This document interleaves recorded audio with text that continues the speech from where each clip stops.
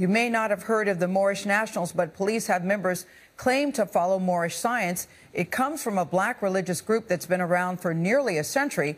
Most of its members obey the law, but not everyone. Chip Reed looks at how some use their religion to justify the crime.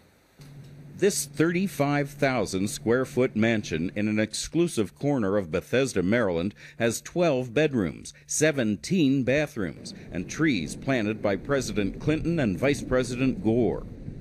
On the market for nearly $6 million, it's not exactly a steal.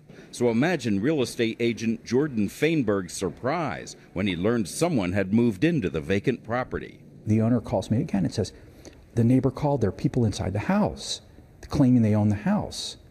And I'm like, what? Lamont Butler, a.k.a. Lamont Maurice L., claimed the mansion for himself. He even provided documents issued by the so-called Moorish National Republic to back it up.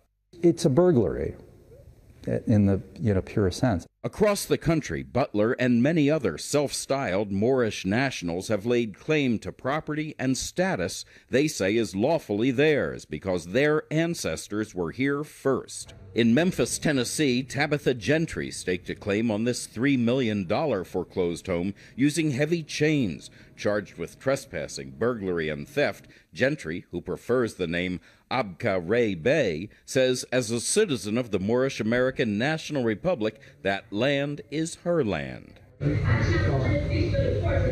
And this man was arrested by police in Fayetteville, North Carolina, for interfering with a stolen car investigation. But his wife claims the arrest was illegal because he is a member of the Moorish nation. He had diplomatic immunity. Why are y'all doing this? Moors trace their beliefs to Noble Drew Ali, who founded the Moorish Science Temple in Chicago in 1925. With tens of thousands of followers, the faith borrows heavily from Islam. It also teaches that all black Americans are Moorish Americans, descendants of an ancient Moroccan global empire, an idea some followers have taken one step further. So you don't have to get a license plate or a driver's license. You can lay claim to property. Spencer Dew, who studies the movement, says Moorish Americans have long taken pride in being American citizens.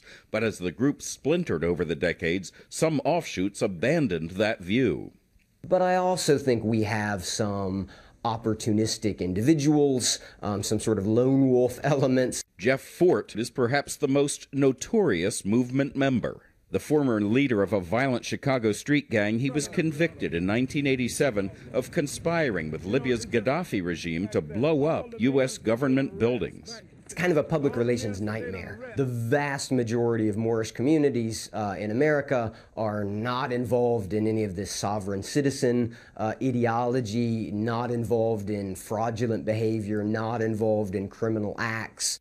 As for Butler, he eventually abandoned the Bethesda mansion, but he still faces charges of burglary, theft, and fraud. He's currently out on bond. You know, everybody likes to look at a big, beautiful house, but usually you call a realtor to unlock the door for you.